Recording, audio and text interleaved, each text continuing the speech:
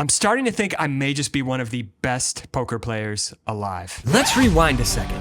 That's Frankie. Wow. And that's me, Marc Goone. And regardless of how I was feeling in the moment, if I'm being honest with you guys, I'm probably not one of the best poker players alive. And that's kind of the point here, because I'm trying to prove $100 an hour is achievable playing low-stakes poker. And as I start to close in on it, if I can do it, that means it maybe can be done by the average poker player. Well, maybe not the average poker player. Have you met the average poker player?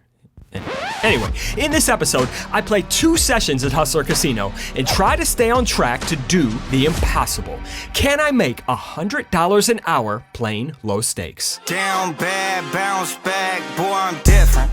Watch how I handle my business. Watch with the hands not ticking. Listen, that's that drum kick, boom, coming out of my system.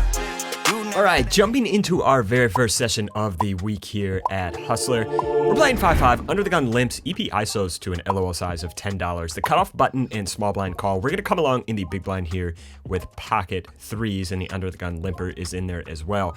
Flopped pretty good for us. Ace 6-3.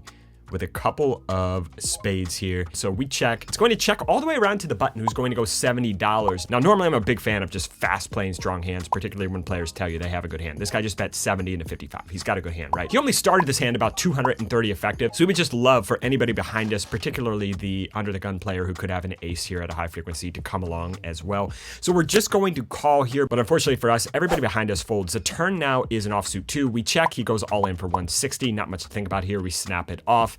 River is a 10. We fast roll, we show, and we are good. So a nice start to the session. All right, next hand here, we open pocket 8s under the gun. EP 3 bets to $60. This is just going to be very, very strong. These guys just don't 3 bet nearly enough. Now the hijack cold calls, we're getting a really good price, right? This is almost just like a min click.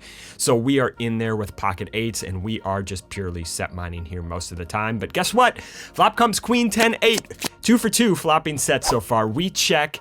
EP goes 150, which is just telegraphing that he has a very strong hand here. Hijack jams all in for 215 now, so everything is going great according to plan. And we're just gonna put the money in here. The EP player only started off about 400 effective here, so we just jam for all of it. EP calls. We're 3 ways all in. Turn is a 5 and river is a 7, and we are good against pocket kings from EP, so makes sense. They just don't 3 bet enough, remember. And the hijack had an open in straight draw with king jack of diamonds, so we scoop a nice little pot. And 2 for 2. Pretty good start to the session so far. All right, next hand here, just a really quick example showing you don't have to do anything in poker. I hear people say all the time, well, I had to call there, or I had to fold. No, you don't have to do anything, all right? So we open to 25 from early position with pocket Quigleys, and now the cutoff, who is the tightest player at the table, has not 3 bet all day. He makes it $100, and this guy just starts off shallow, right? He's less than 100 big blinds effective. When he does this is not ace king. This guy's not 3 betting ace king. So what does he have when he 3 bets here? Well, it's aces and kings, right? And how are queens doing against a range of aces and kings? So I am going to show the queens. Oh, what? No way. I wouldn't fold against you. Don't like to show normally, but this guy is such a tight player. Just don't reward him, right? Remember, you don't have to do anything. All right, next hand here. This was a pretty big blunder. I went against my ground rules here, so let's talk about it. This hand, we've got pocket queens again. The low jack limps, cut off ISOs to 25 and a small blind call, so we've got a standard squeeze spot here. We are going to squozel. We're gonna squozen. We have squozen to 150. Now the cutoff is going to call quickly and the small blind folds. When the cutoff calls so quick, I just think people take a second to think about 4 betting if they have a hand like aces or kings, or even like an ace king suited sometimes. So I think we can pretty squarely eliminate some of those hands from his range. Flop comes jack for deuce. So I think it's probably just better to go bet with queens here, because I don't think a hand like ace jack or king jack is folding to a triple barrel. So that's what I decide here. I go 120 here on the flop. He puts in the call. Turn is now a 9 of clubs. Don't need to go too big to get all the money in here by the river. Started off like 1.1, 1.2K effective, but because of the big sizes pre-flop, the SPR just isn't that big. So we go 250 here on the turn, just targeting Jack X. If he calls here, that's going to be about 1,065, and we're going to have an SPR of about 0.6, 0.7 on the river, so pretty good for just getting all the money. And he says he's all in for 670 more. And you guys know, no one in poker has bluff raised a turn since George Washington Carver was president. Like, it's not a thing. It just doesn't happen. It just doesn't happen. But I'm going through the bluff catching checklist here, and I'm asking myself, okay, is this a bluff? No, but could he be doing this with worse for value? Might he just jam a hand like ace jack here, or maybe a hand like king jack, just getting a little bit scared that the board is getting wet? And I somehow talk myself into that, yeah, maybe he could just be putting in the money with ace jack here. There's not that much more behind. And what really value hands does he have here when he ISOs to 25 over a limper? He doesn't have fours. He doesn't have deuces. I guess this is really pretty much a hand like Jack 9 suited or pocket nines. That's really it. And the problem is here though, yeah, he's repping very few value combos. There's just no bluffs, right? I think players in this situation even mostly call when they have like a big combo draw like ace 5 of clubs or ace 4 of clubs. I just don't really see the jam all that often, but I kind of talk myself into, hey, you know what? Maybe he could be doing this with ace 4 of clubs. Maybe he could be doing this with a hand like ace jack so he doesn't have to face a big decision on the river. So I begrudgingly put the chips in. River is a 9. And of course, he shows pocket jacks for the flopped nuts. So just, this is bad, guys. It's bad. I know people are going to say this is results oriented, but I talk about this all the time. Just don't pay people off when they raise the turn, particularly in 3-bet pots, particularly when you've taken aggressive action pre-flop, on the flop, and on the turn. It's just never a bluff, right? It's just never, ever, ever a bluff. And you heard my thought process on why I called this off, but I think it was flawed.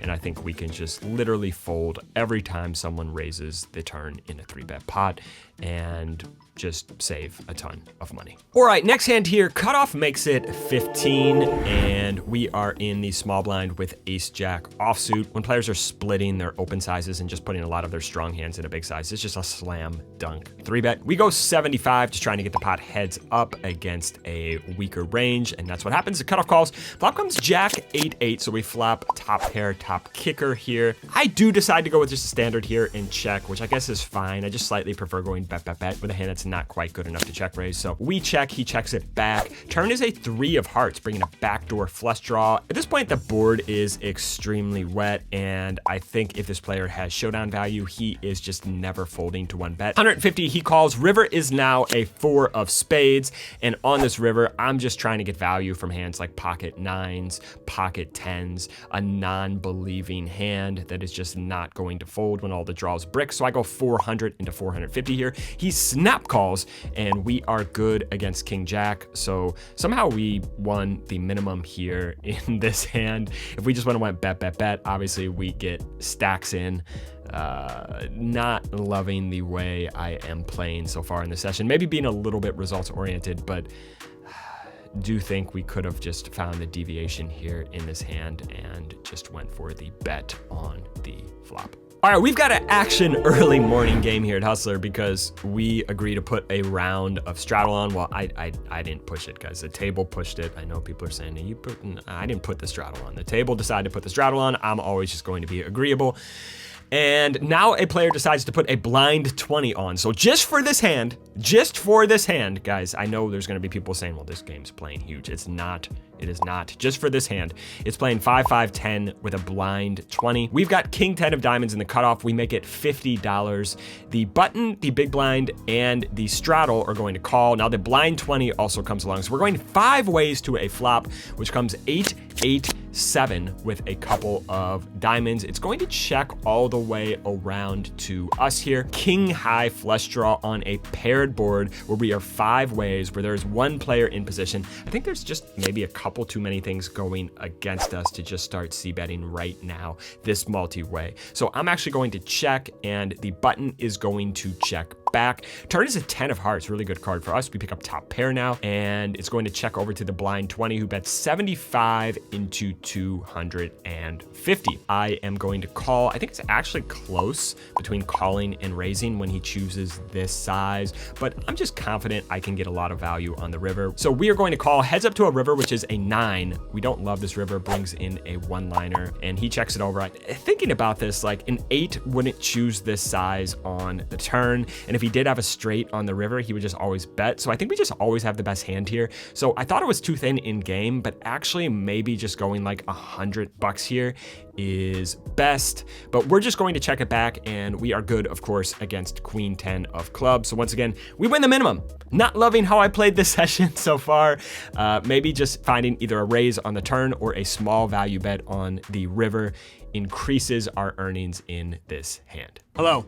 Gazzy B123, Gazzy B123, Gazzy B123, Gazzy B123, Gazzy B123, Gazzy B123. What do you think the highest win rate possible is at 5-5, 1,000 cap? I think your $100 is the ceiling. I think you have to be a really competent player to be able to hit that. And I don't want to glaze you too hard, but I think you're definitely capable. Like the ceiling is right around 100. I think around about 100 for that game, yeah. And I think you'd have to table select and game select. I know you're playing during the day. I don't think you're giving yourself the best chance because it can be a little nitty, but you might not want to be here at 2 a.m., so I understand that. But yeah. You guys heard it here first from Gazzy B123. $100 an hour may just be possible. Thanks. You're welcome. Thanks. Next hand here. This is a fun one. Well, maybe not the most fun hand for me particularly, but I think you guys will enjoy it. Other people will enjoy it. So we've got pocket 10s. We open to $30 in the low jack. The cutoff, the small blind, and the big blind are going to call. Flop comes 9-7 deuce with 3 diamonds. And when it checks over to us with only one player in position to us and multiple players out of position, not sure this flop is likely to get stabbed. So I bet $50 here. The cutoff is going to call next to act.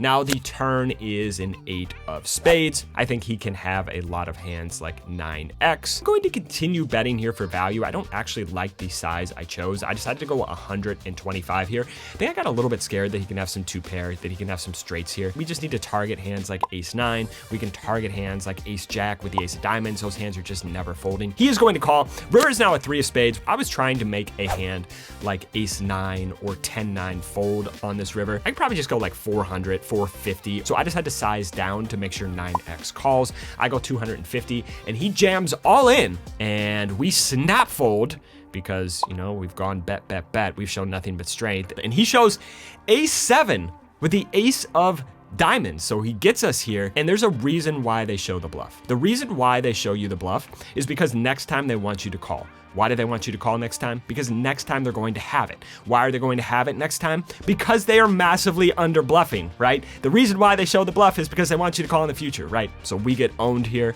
but I've been a little bit hard on myself for some of the way I've played some hands before. This one, I think the river fold is perfectly good. Next hand, EP makes it 20, low jack calls, and we look down at ace king and squeeze to $100 hairs in the hijack. EP folds, and low jack is going to go with the double call here. So I think when players double call, they're going to be very, very pocket pair heavy, maybe some suited ace X, and maybe occasionally some suited broadways. So flop comes king 8 deuce rainbow. He checks it over. I'm gonna go very small here because we start this hand off relatively shallow, only about 450 effective here, so we just don't need to go very big to get all the money in. It would be a shame here if he folded a hand like pocket 9s or something like that on the flop. They put you on ace king in the 3-bet pot, so I'm gonna go really small. I go 50. He's going to call. Turn is a 7 of clubs, and once again, no real reason to go big to get all the money in by the river. He's only got about 225 behind, so I go very, very small here, again trying to entice him to call with hands like 8x or pocket 9s.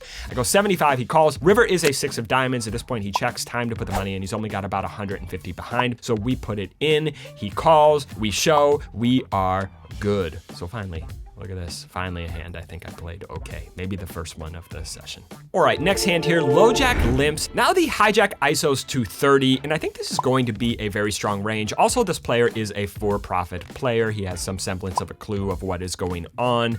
I would like to keep in the blinds because they are both action players. No reason to isolate the player who's going to make less mistakes with a very strong range. So I'm just going to flat here with ace king against what I perceive to be a very, very strong range from the hijack here. And the button is now going to squeeze to 120. And now the hijack is going to fold. So maybe my assumptions were wrong about his ISO range. Maybe he's just at the bottom of his range, who knows.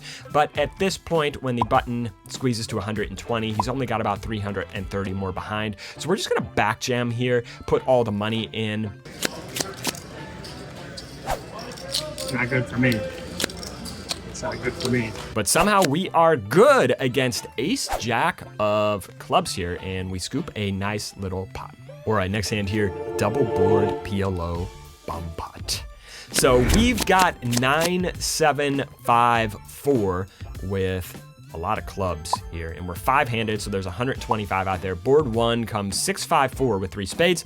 Board 2 comes 10, 3, deuce. So we flop 2 pair on the top board, although there is a flush out there, and we flop open-ended here now on the bottom board, and it's going to check over to the hijack, who goes $75.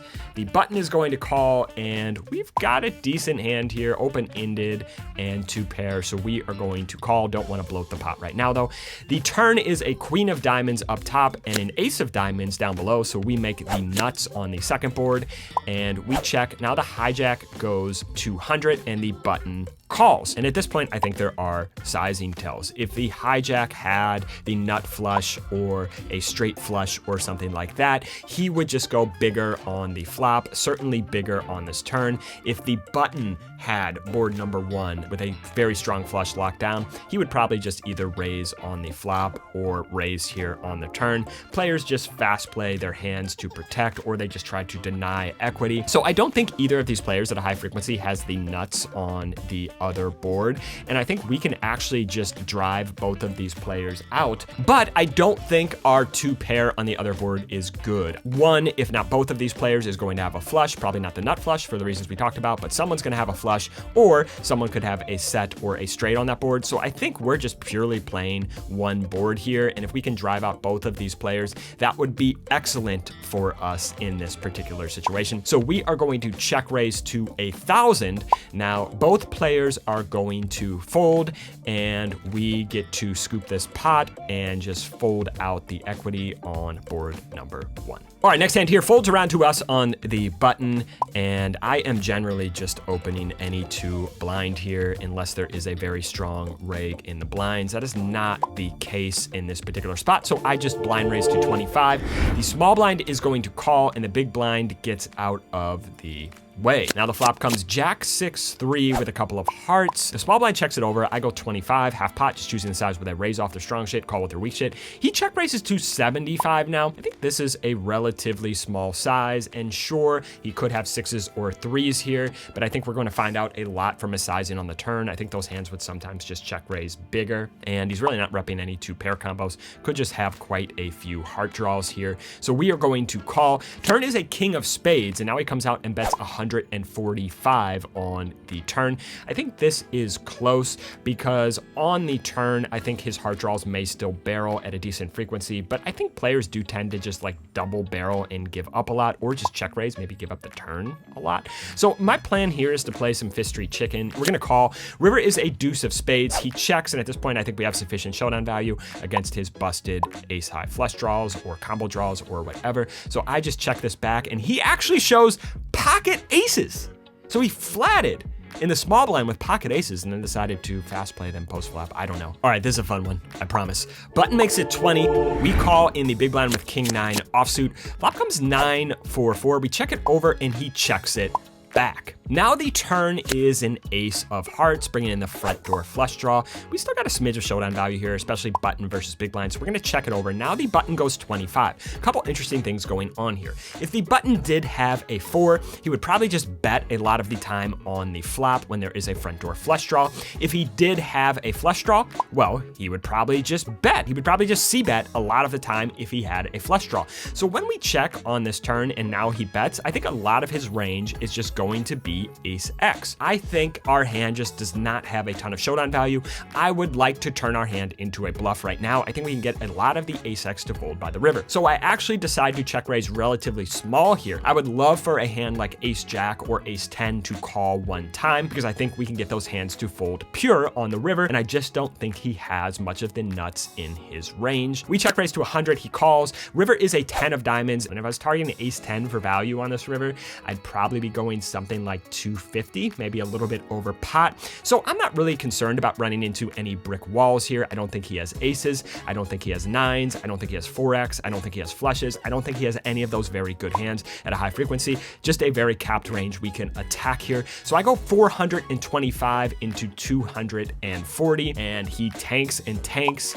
And finally, he is going to fold, and a nice little way to wrap up the session with a fun bluff. All right, guys, session recap. Played a long one, played like 11 hours and some change, won about $500 and something. The big takeaway is every once in a while I get curious and I'm like, you know what? They can't always have it. And then I put in a call and they always have it. If I wouldn't have made that one horrible call with pocket queens, would have had a much bigger winning session, would have won about $1,200, and that could be the difference between making $100 an hour. So overall, still on pace, had a winning session, but not exactly 100% happy with my play. See you guys soon.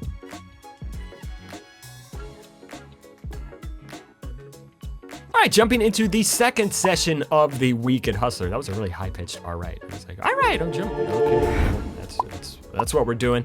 The button raises to $10. The small blind calls, and I am not one to fold for an additional $5 no matter what I have. I have 9-3 here, and the flop is going to come 10-7-6. Small blind checks. We check it over. Now the button goes 10 again into 25. The small blind folds, and at this point, I think I can start applying pressure. He opened very small pre-flop on a very wet dynamic board with a flush draw with a straight out there. He chose a very small size, so I just don't think he has good hands here. I check raise to $50, planning to just triple barrel this one off, and the button calls. Heads up to a turn, which is the 3 of diamonds, and at this point, this is interesting because I think we pick up a smidge of showdown value here. We're ahead of flush draws, we're ahead of straight draws, so I am just going to check here and see what happens with my pair of 3s, and the button is going to go $40, which again, a very, very small size, 40 into 125. I actually think most of his range is just going to consist of draws, and I think against that range, we are actually ahead, right? We are actually ahead of most of that range. It's just going to be a lot of naked flush draws or naked straight draws.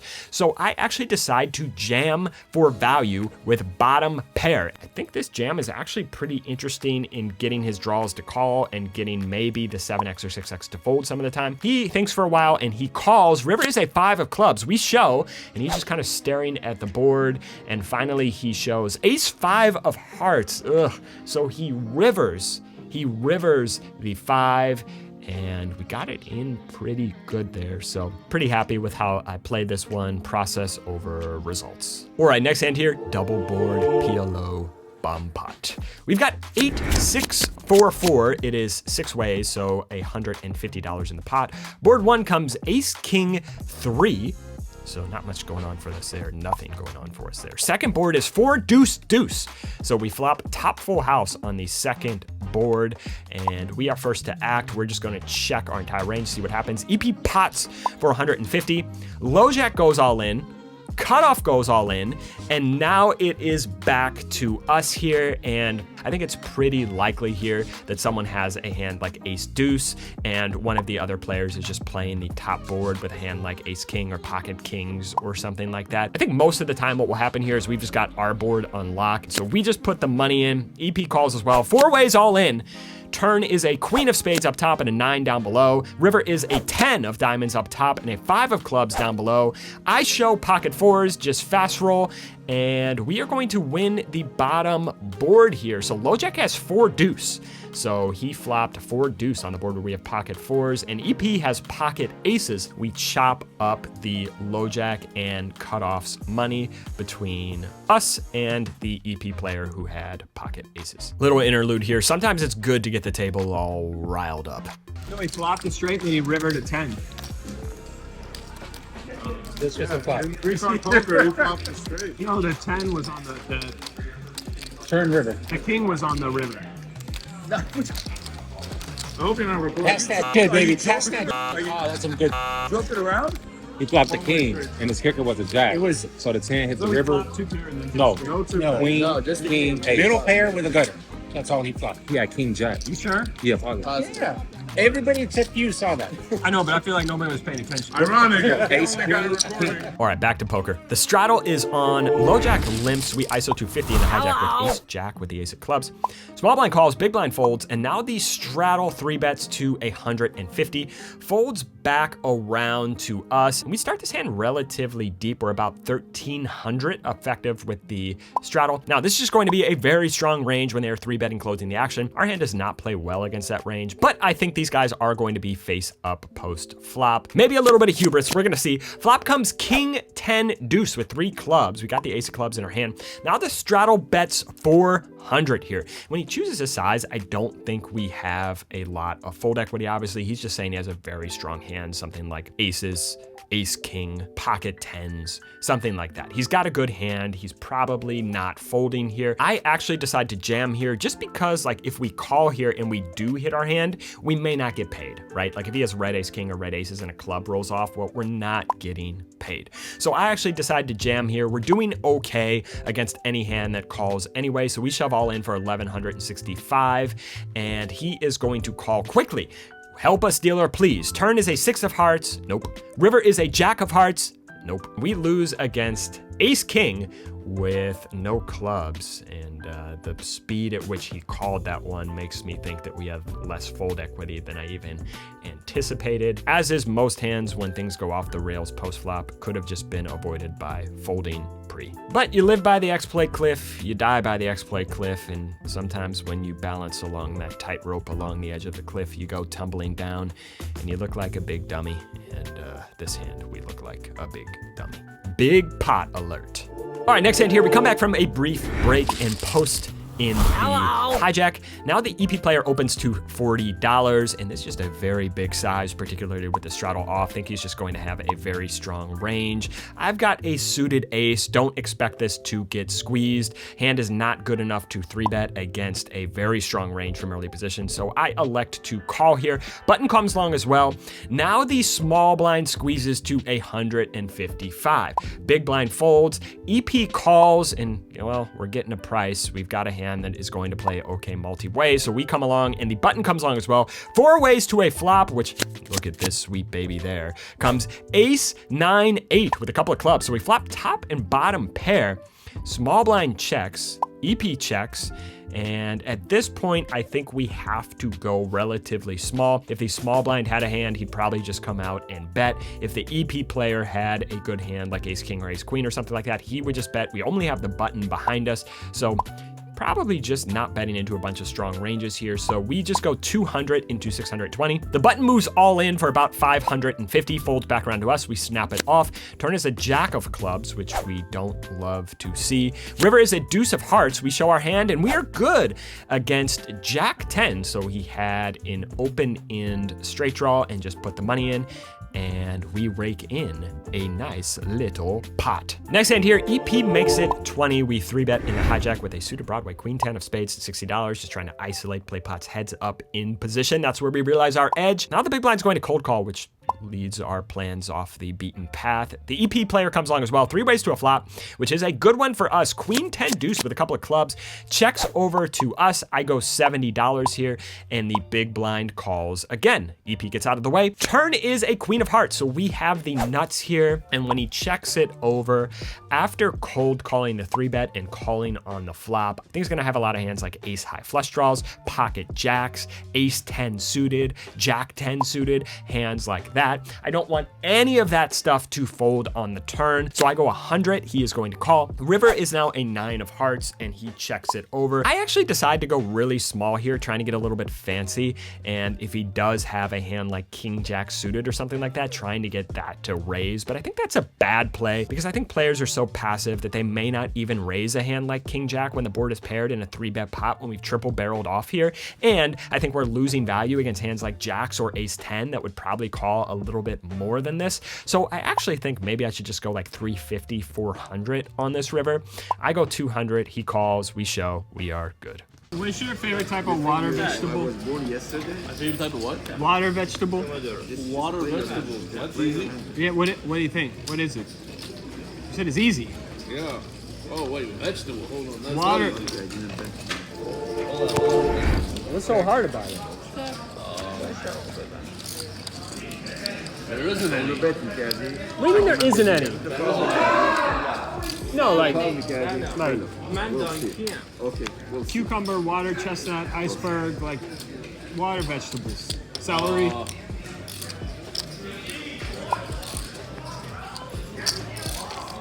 Probably cucumber.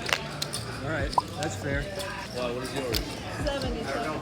I think it's cucumber too. Same? Yeah. Your favorite water vegetable? It's easy. Amazing. Seaweed. Oh, seaweed a water vegetable? It's in the ocean. Okay, I may have to switch to seaweed. I mean, like nori, you know, like. I didn't think of that. Shiitake. The American one is good for salad. The other, the Persian, you can just eat all the same. It's all the same.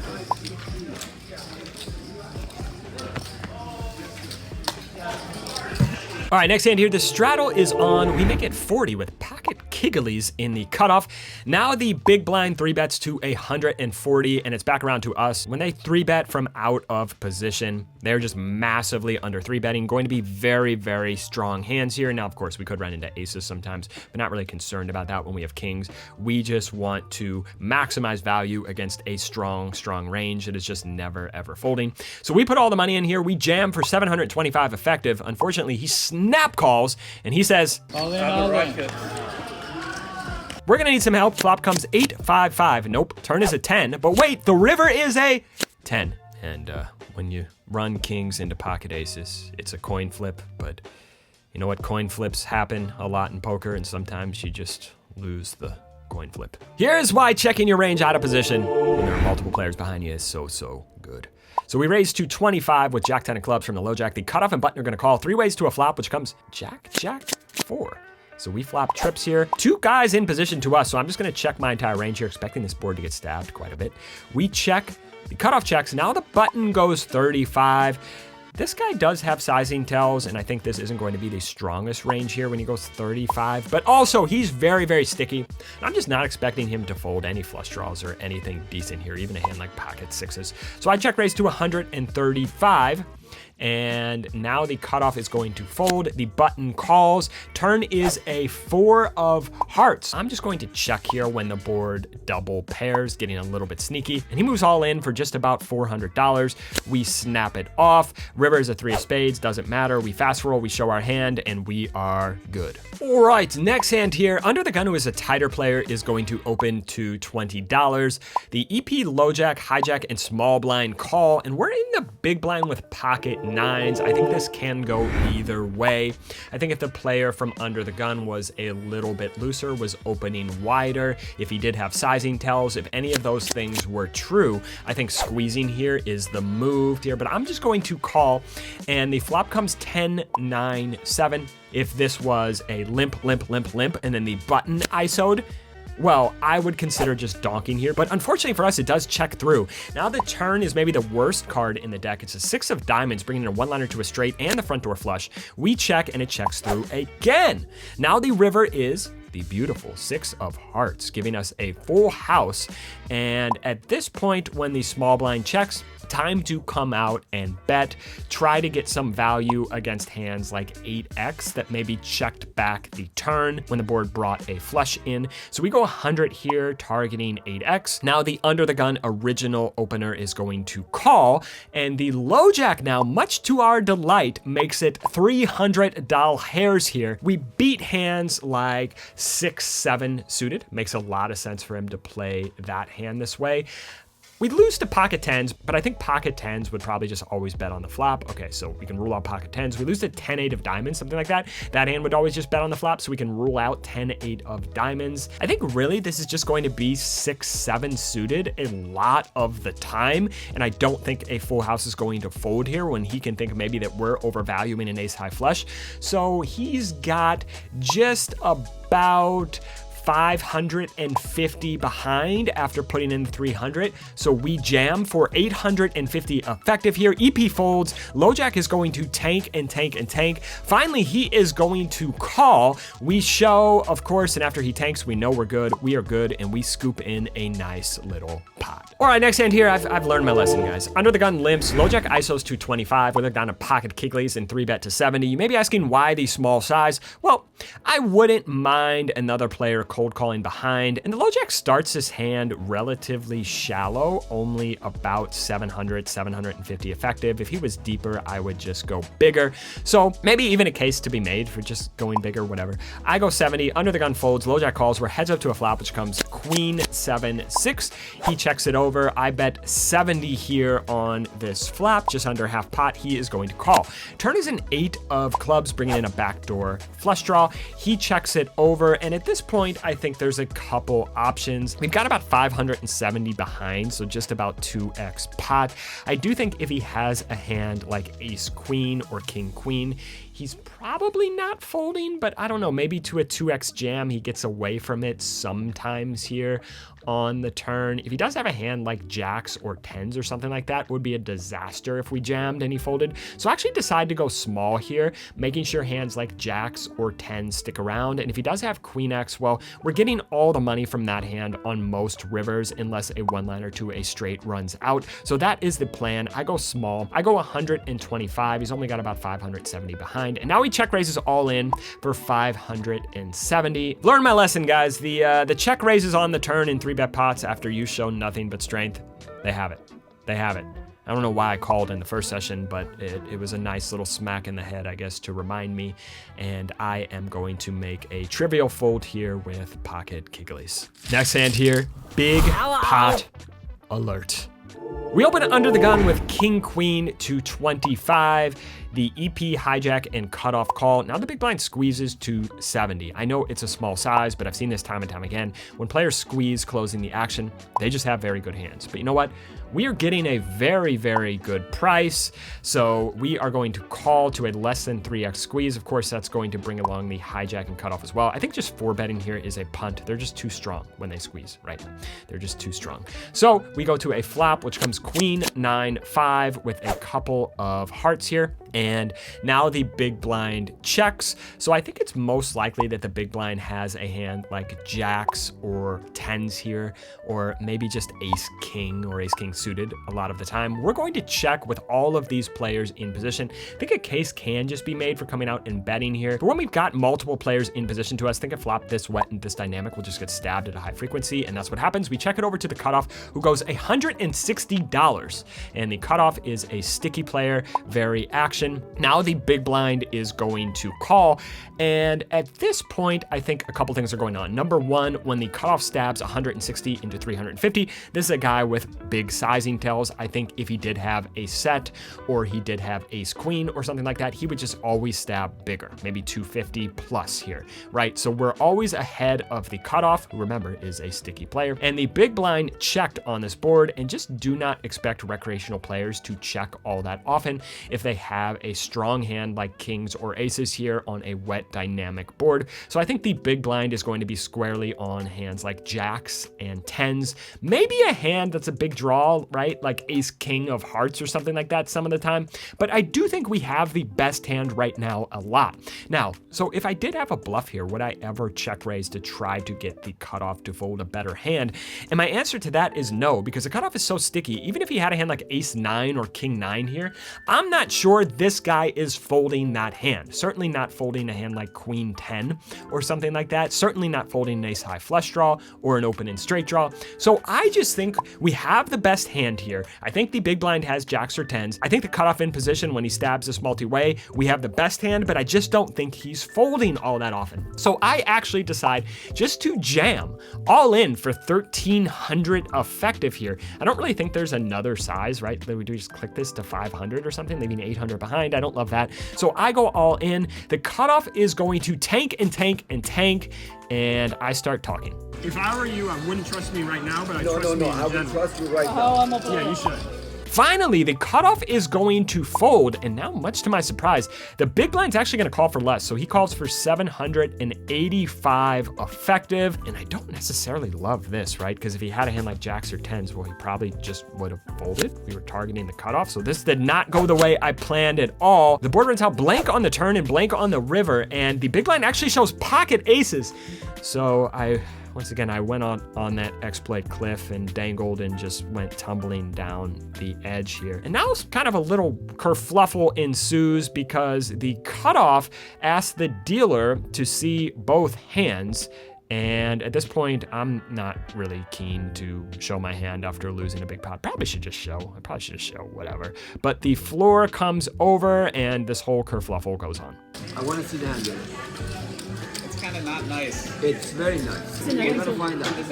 We're gonna find out. The other way around. If you get it right now, it's the other way around. Oh, so I can see it or not? Your rule is wrong. You know that. It's not cool. It's not cool. But because I am annoyed and am trying to just muck the cards here and the whole situation is making me a little bit grumpy, decide it's probably just best to wrap up the session right now. All right, guys, session wrap up. Played about 13 hours. Remind me never to spend 13 hours in a casino again. Small losing session, lost about 800 bucks or so, and it's gonna come down to the wire. Marco, put the results here or somewhere right around here. Okay, maybe over here. We're just under 100 bucks an hour. We just crossed the 200-hour threshold, so it's gonna be close, guys. It's going to be close. Can we do it? Can we not? I don't know. You know what they say. The bigger the pot of gold, the smaller the change. That's what they say.